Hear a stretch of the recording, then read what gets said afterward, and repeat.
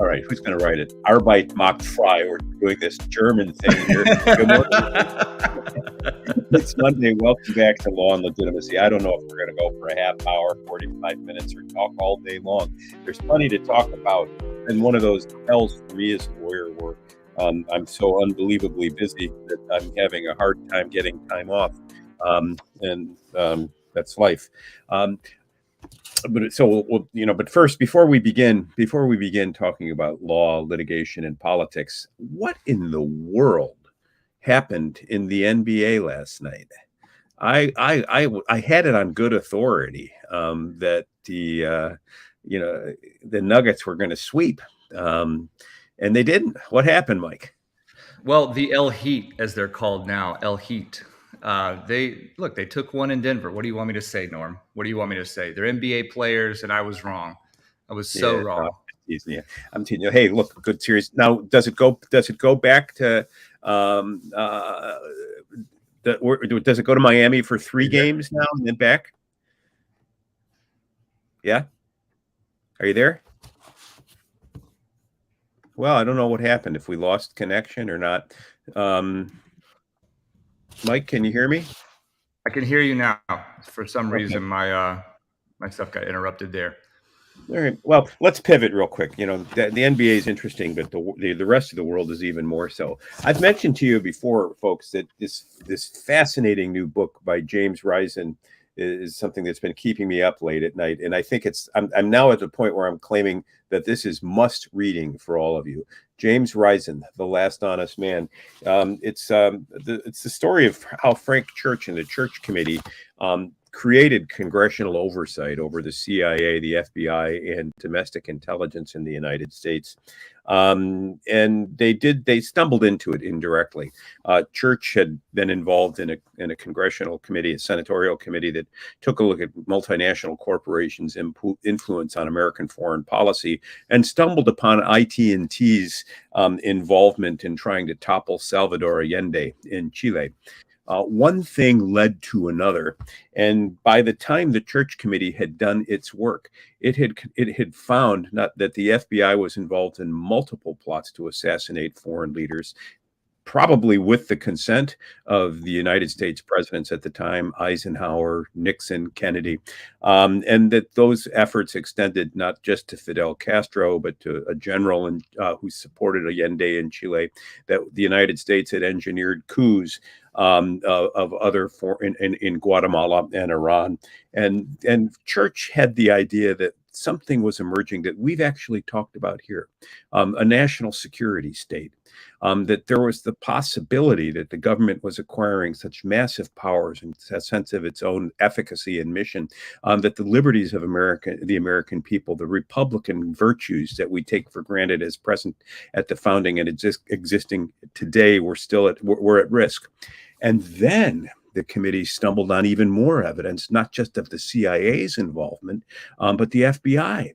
And it wasn't just the surveillance of Martin Luther King. It was the collection of surveillance and intimidation and harassment of Martin Luther King. It was the wholesale surveillance at the behest of J. Edgar Hoover and others of the left, of quote unquote communists, or of or fascists, or of Black Americans, or of anyone who managed or desired or sought to challenge the status quo. And so the FBI was authorized to engage in domestic surveillance of these folks in ways that the Church Committee and the Senate found offensive, and legislation was passed to draw limits on what the FBI and the CIA could do to the American people on behalf of the American people. Okay, that was fine. That was then. That was in the 1970s. Then came Watergate. We had a sort of national reckoning with how we govern ourselves, and laws were passed to allegedly tip the balance back in favor of the people, away from government. But, and the book doesn't go to this, so I'm not really reviewing The Last Honest Man. I'm using The Last Honest Man as a springboard into our current situation. Now we're in a situation after 9/11 where the balance swung back in favor of the security state. We found that we had all this intelligence, but the agencies weren't talking to one another. What are we going to do? How are we going to streamline intelligence? How are we going to make it effective? And then come to find out through Snowden and Julian Assange that there is a massive amount of data being collected on Americans. And then with the Twitter files, we see that the government and social media companies are engaged in a self-conscious effort to involve themselves in domestic surveillance and perhaps control, as we learn when we see discussions of new disinformation agencies at both the state and federal level. But let me read you a quote from Frank Church.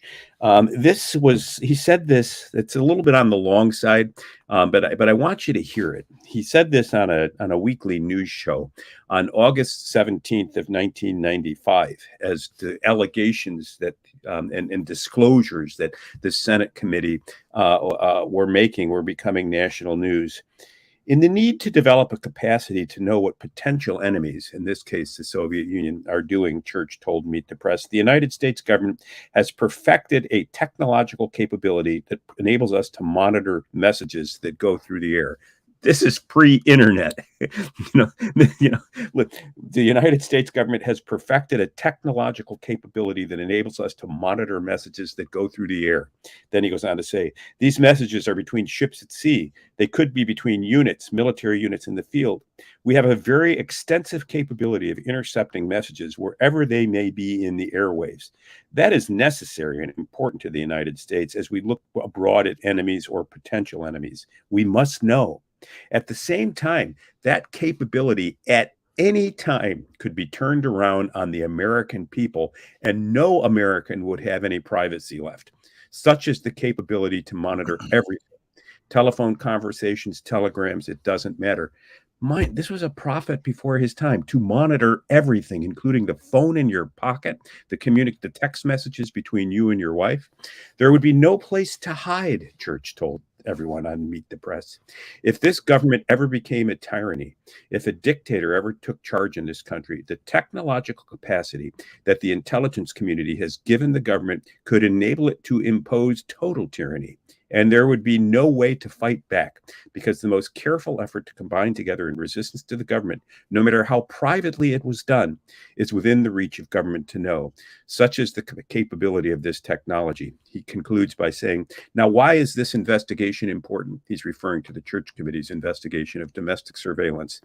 I will tell you why, because I don't want to see this country ever go across the bridge. I know the capacity that is there to make tyranny total in America, and we must see to it that this agency and all agencies that possess this technology operate within the law and under proper supervision, so we never cross over that abyss. That is the abyss from which there is no return. Ladies and gentlemen, I think we're there. I think we have crossed that abyss. And I think right now the Congressional Oversight Committee on Weaponization of the Government is laying an egg. It's not doing its job. It's so busy looking to snipe at one another and to create headlines within the news cycle that it's ignoring the white elephant in the room. That is confidential human sources in the FBI engaged in domestic surveillance. A month ago, the Congressional Oversight Committee wanted information from about what the FBI knew about Hunter Biden and his laptop, and the FBI scorned the agency. It refused to turn over information in response to a congressional subpoena about confidential human sources. And it refused to do so because it didn't want its methods and means of obtaining information about Americans known to the American people. Seriously? I mean, this would have made Frank Church's head explode. But now, like sheep, we bleat and go about chewing our whatever it is that sheep chew and keep shitting in the pasture and moving on. Somebody's got to stop and dig in on the CHS issue.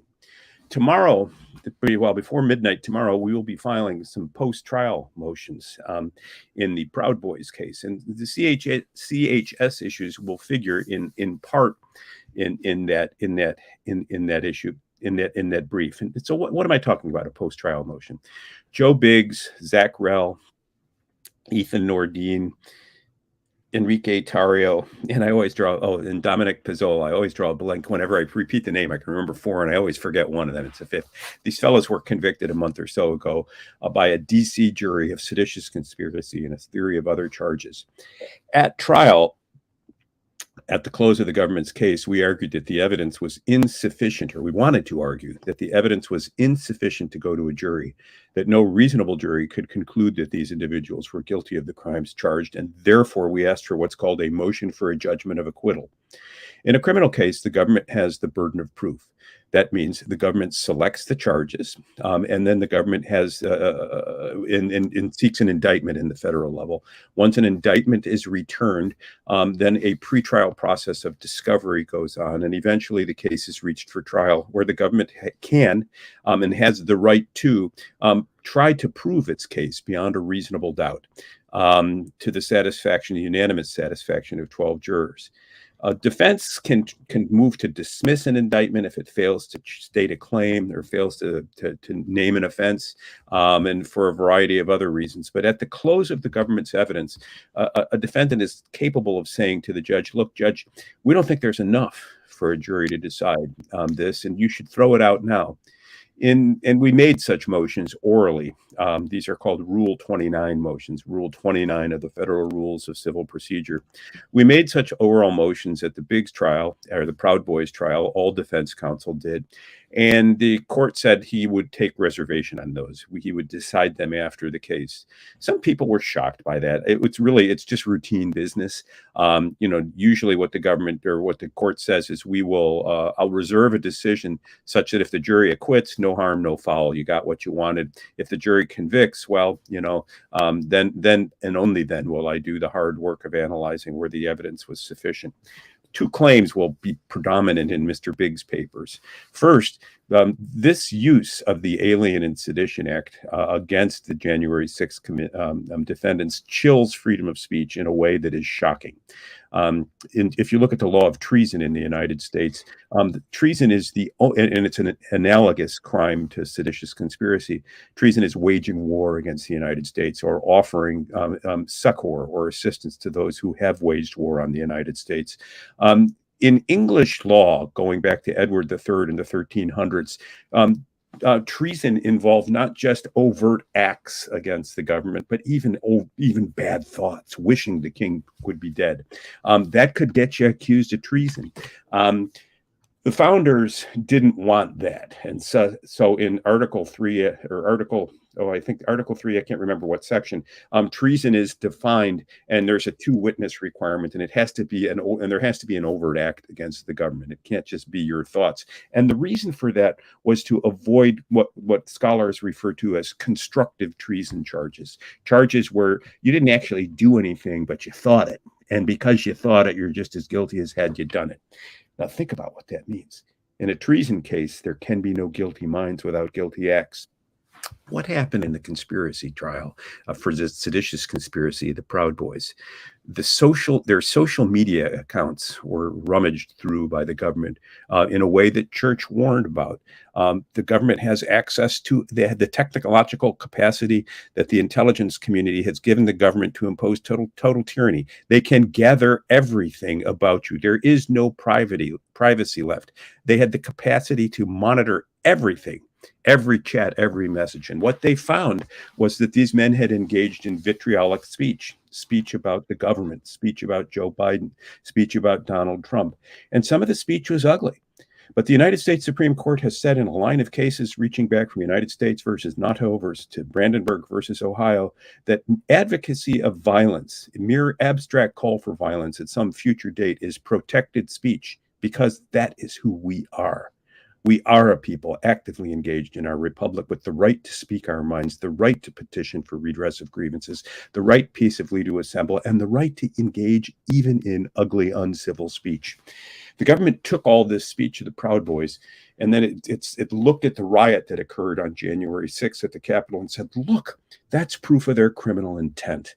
A conspiracy, in a conspiracy, in the Proud Boys case, at least as to obstructing an official proceeding, there were two counts: conspiring to do so and then doing so. A conspiracy is a meeting of the minds or an agreement between two or more people to violate the law. It doesn't require that the law actually be violated in some further step. It's just the agreement to violate it that's against the law. So what the government said is all this speech proves that what happened there was planned. And our position was no. All that speech proves is that they were motivated to be present at a rally. And when the rally turned into a riot, it didn't mean they planned the riot. The government says, but wait, in a drug case, I might call Mike, and knowing full well that my phone might be monitored, say, Mike, let's sell some kilos of tuna today. I'll meet you at the corner of Main and 6th at noon. The government hears that. They show up at Main and 6th at noon, and we've got kilos of cocaine in the trunk. Mike says, I didn't know Norm has that. They pull out They pull out the video or the audio tape of us talking about tuna, and they're able to say, look, tuna was code for cocaine or whatever the contraband was. And it's proof that Mike wasn't just merely present. He was actively engaged. This is circumstantial evidence of his proof, of his state of mind. But here's where the analogy fails. No one has the right to go to 6th and Main at noon and sell pounds or kilos of cocaine. That is a prohibited act. And the statement you make before could shed light on your intent to participate in something that's otherwise prohibited. In the Proud Boys case, they had every right, as did every other person who was on the Capitol grounds on January 6th, to appear and protest. They had no right to riot. When the riot occurred, there were lesser charges they could have been charged with and to which they would have pled guilty. But the government didn't want that. It aimed high in the indictment, and it aimed for charges one step below treason. And then it used their speech to prove seditious intent. But the speech it used, absent the actions that occurred at the Capitol, would never have been actionable in any federal court of law. So what we've got is a situation not where speech was criminalized, but where innocent speech was used to prove criminal intent in an ambiguous way that begins to look a little bit like what the founders were worried about in their prohibition of improvident treason charges. That's one issue we'll raise. We'll also ask for a new trial under Rule 33. And that will be that, we never really did find out the truth about confidential human sources in the Proud Boys. When we, initially the government didn't want us to know much about anything about them. We pressed it in a pretrial ruling, a secret pretrial ruling. We were given access to a binder with material about CHSs that I am not at liberty to discuss. The New York Times, somebody leaked information about it to the New York Times. And so the Times reported there were 8 or so CHSs in the Proud Boys. Whether that's true or not, you'd have to ask the New York Times reporter. But in the course of trial, we kept hammering on CHSs because our claim was there was no conspiracy, there was no plan, there was no implicit understanding to use violence on January 6th. If there were, any number of these confidential human sources embedded in the organization would have told their handlers about it, and no one ever did. And that silence, we argued, spoke volumes. As we pressed the issue, there came a point where it became obvious that even the prosecutors didn't know the extent of CHS involvement in the Proud Boys case. And they didn't know because the FBI wouldn't tell them, because the FBI has a secret unit that manages CHSs, and they only gain access to it on a need-to-know basis. And a line investigator or a line prosecutor would have to satisfy some internal vetting to get access to this material. And it hadn't been, or perhaps couldn't be done in this case. And I looked at the prosecutor who told me this in a private negotiation. I said, I don't believe you. I'm not calling you a liar, but what you're telling me is so implausible that I think you should tell it to a jury. I want a witness to go up to the jury and say, there are CHSs, but we can't tell you who they are. We don't know who they are. There may be more of them than we know. And ladies and gentlemen, here's the deal. There was an occasion during trial where one of my colleagues, Carmen Hernandez, was cross-examining an FBI agent about a CHS. And even we knew about the CHS, the prosecutors didn't. So how rotten is Denmark?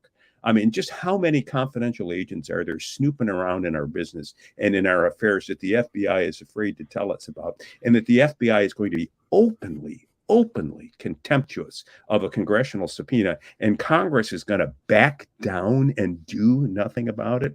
So, we intend to try to raise this CHS issue in a new trial motion, requesting Judge Timothy Kelly to grant a new trial on the grounds that we don't know what our government's up to, and we can't know, and we have a right to know.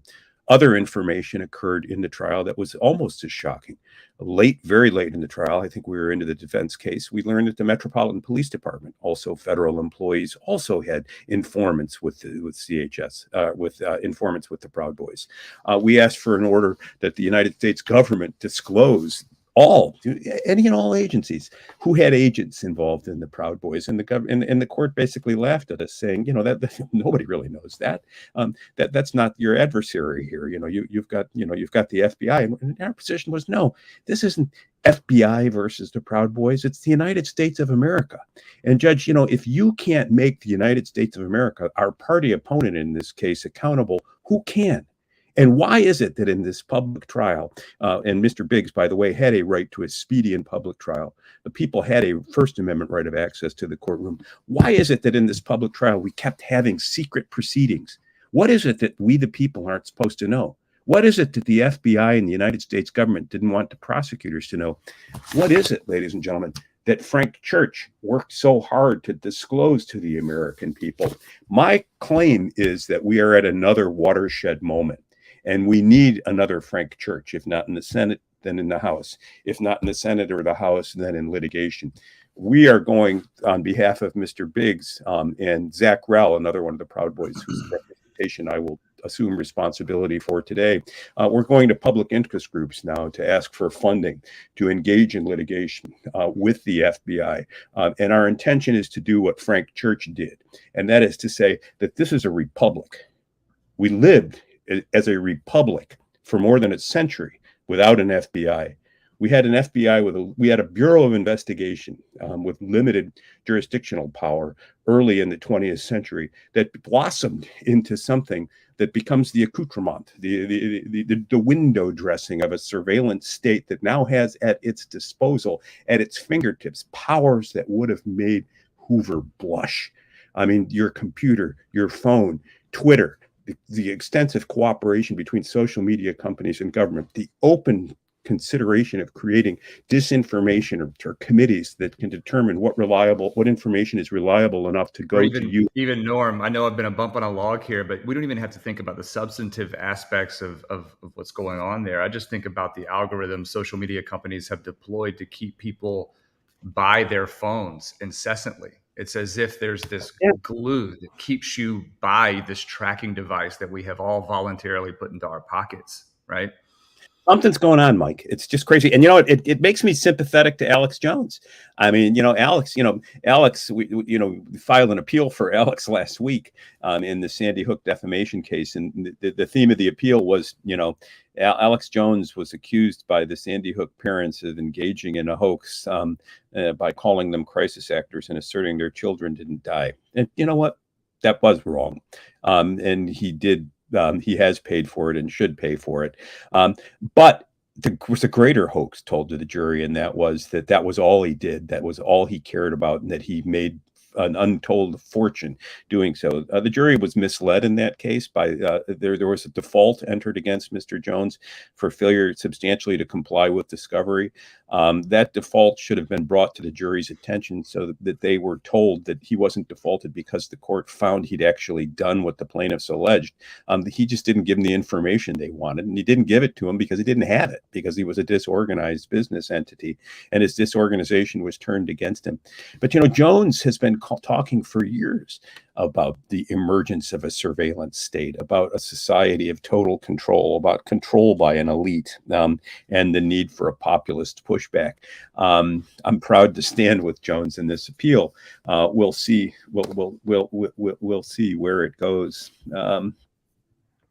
So, I don't know. I mean, I don't know if there's more to be said about that appeal, Mike. We filed a 52-page brief with a 650-page appendix. We raised 5 issues. First, that the sanction of default was disproportionate. In other words, Jones provided tens of thousands of emails. They sat for depositions. They answered written interrogatory requests.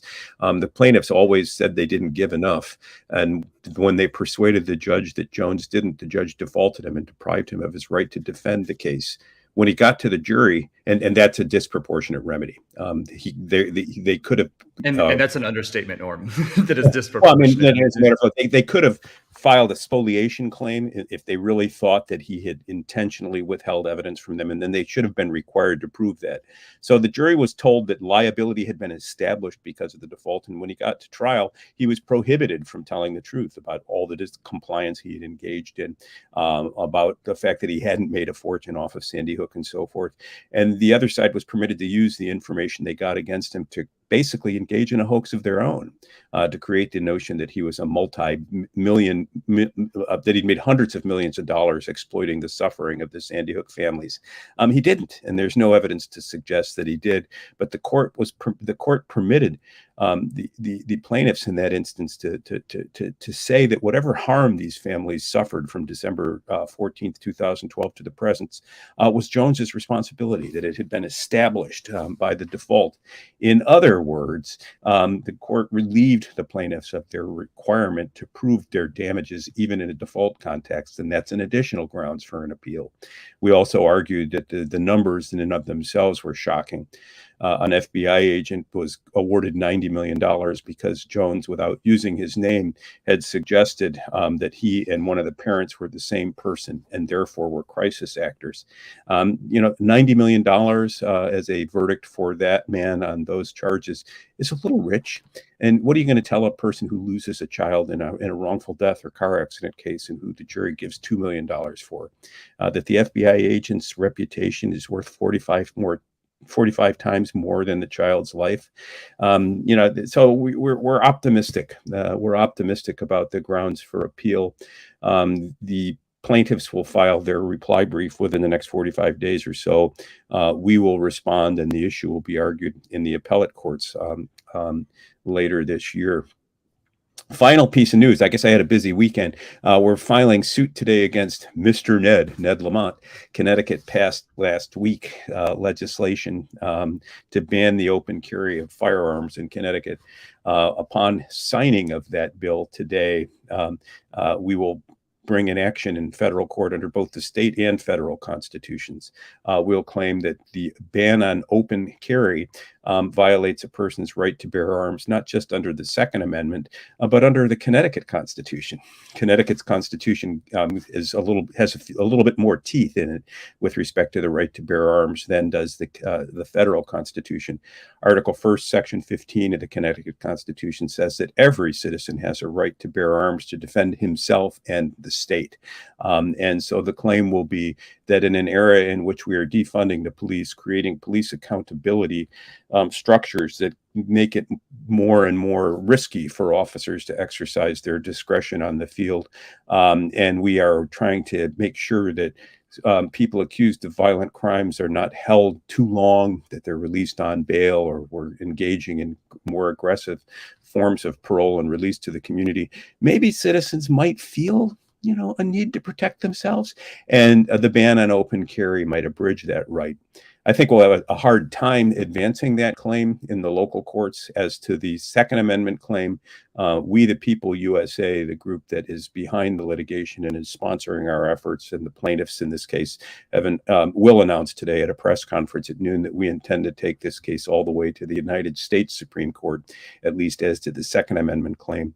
On the Article 1st, Section 15 clause in the state constitution, we expect the federal court to refer that, or to certify that question to the Connecticut Supreme Court for a decision.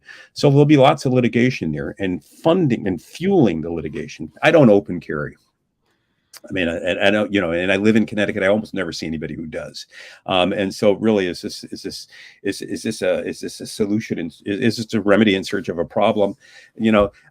I don't know, but I do know this. When the government says, trust me, we're here to protect you, I'm feeling suddenly vulnerable, because I don't really count on the government's protection. I count on my right to protect myself.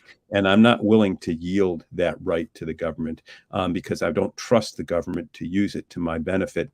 As Frank Church pointed out, In the piece of the interview that I read earlier, you give too much to the government, and in the wrong hands, the government never gives it back.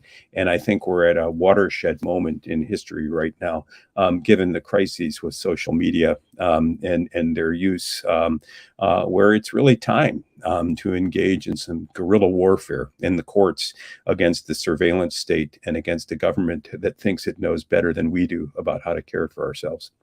Yeah, at what point are the judges? I love the phrasing guerrilla warfare in the courts, because I think that I just sort of ask myself, when judges are going to begin thinking about the limits of their own knowledge on these things, right? They've been surviving the prosecution, the state in these cases, J6 in particular, has been surviving on, I guess, the benevolence of that neutral arbiter of justice that is the judge, and the judge's deference to the national security interests of our alphabet agencies and the purview and scope of what their mandate allows. But I think that you're right, Norm, that there needs to be an inward look and a push from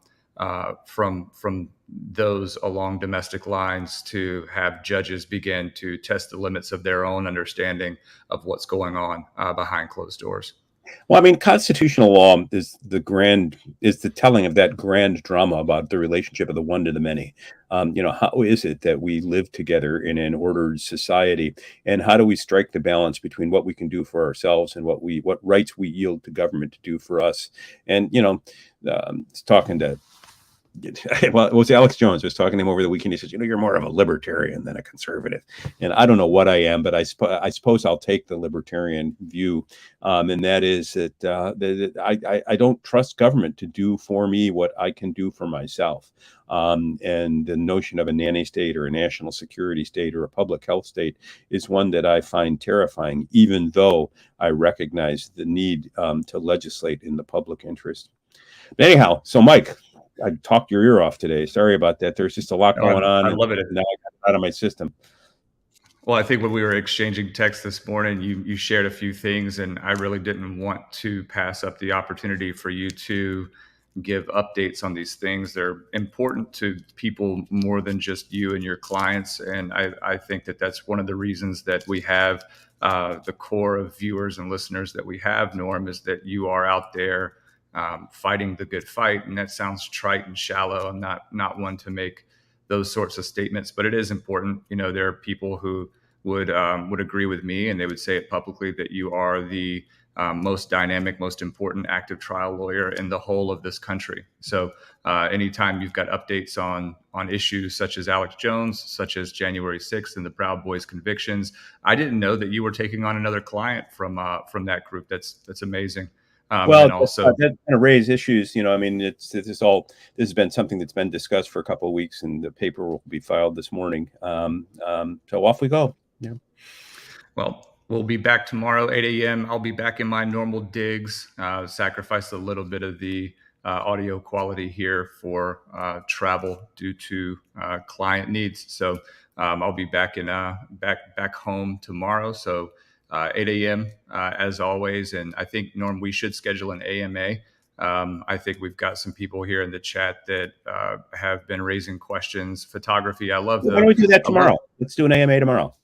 Okay, let's plan to run for 45 minutes, and we'll do an AMA. I'll blast that out on social media. Joe Biden doesn't trip over another sandbag, or the United States Supreme Court doesn't pre-release an opinion and never determine who pre-released it, and all hell doesn't break loose. But yeah, AMA. Yeah. True that. And look, everybody in the chat is, I think, agreeing with me with what I was saying. So, Norm, you should be, well, I can't tell you how you should feel, but I'm proud to share this platform with you. Doesn't matter if it never grows one bit more. It's important that we're here. I ain't nothing but a hound dog. All right. We'll be back 8 a.m. tomorrow morning. You can find us on YouTube live, Rumble live. We're on Locals as well. Consider joining. We're on Twitter as well, which we've got more to talk about with Twitter and Elon Musk's exploits towards the end of the week there with the What is a Woman promotion and pin to his profile. I like what's going on there, just as an exhibition and his commitment to free speech, as if he has any fewer eyeballs on him than he ever has. And then we're on Apple Podcasts, Spotify, Google Play, Overcast, etc. We'll be back tomorrow and for an AMA. So do spread the word, maybe share with a person or two, and have them join us for a question and answer session with Yes, Norm. among the questions that we'll entertain is that age-old question that's on everyone's mind every day at breakfast when you're trying to cope with yet another day. Why is there a world rather than not? Yes, age old. All right, Norm, I'm off to get some stuff done. You go ahead and keep your nose in those briefs. All right, will do. Bye, Norm. Bye.